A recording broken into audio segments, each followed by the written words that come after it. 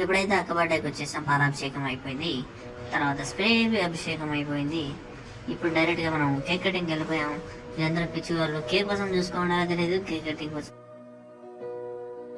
మనిషి కోసం వచ్చారో నాకైతే తెలియదు, కేక్ కోసం వచ్చారో నాకైతే తెలియదు. అందరూ అందరికన్నా మాత్రం కేక్ మీదే ఉన్నాయి. చూసారా ఈ అమ్మాయి అయితే చెవులో వినట్టుంది, కొట్టుకుంటుంది. ఇతను మాత్రం కొడుతూనే ఉన్నాడు స్ప్రే. అందరు పిచ్చి వాళ్ళలాగా ఎంజాయ్ చేసుకుంటూ ఉన్నారు.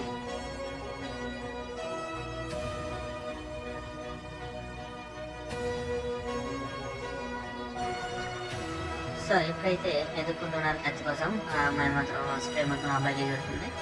అతనేమో ఇంకా స్ప్రే ట్రై చేస్తున్నాడు, చిన్నగా ట్రై చేస్తున్నాడు పాలు పట్టించడానికి. పాలు బయట పోసేసాడు. ఇప్పుడు అచ్చు మేకప్ చేసిన అమ్మాయి లాగా ఆ పాలు ఏమో కూల్గా ఉన్నట్టున్నాయి. ఎందుకోసం ఆ అమ్మాయి చలి వణుకుతా ఉంది.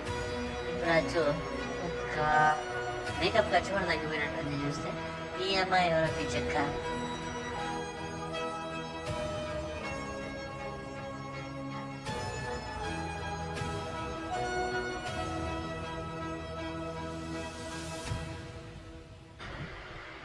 హ్యాపీ బర్త్డే అయితే చెప్పేశారు. ఇప్పుడు డైరెక్ట్ కేక్ కటింగ్ వెళ్ళిపోయారు. అమ్మాయి మాత్రం నేను మాత్రం డ్రెస్ చేస్తుంది. ఇప్పుడు డైరెక్ట్ కేక్ కట్ చేసింది. ఫస్ట్ మిస్ ఎవరు పెట్టారు అనుకుంటే నాకే పెట్టింది. అదే పెద్ద పీస్ పెట్టింది. అలాగే పక్కన కూడా పోయేసింది.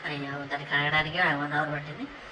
ఆ రివెంజ్ తెచ్చుకోవడానికి అతనైతే చిన్న పీస్ తీసి తినిపించి అలాగే అమ్మాయి మొత్తం పోయేసాడు. మొత్తం కూడా పూసాడు. ఫైట్ లాగా ఉంది, బట్ తనకి చేతులు కూడా పూస్తాడు. ఆ అమ్మాయి ఖచ్చితంగా రివెంజ్ తీసుకుంటుందేమో. ఇప్పుడైతే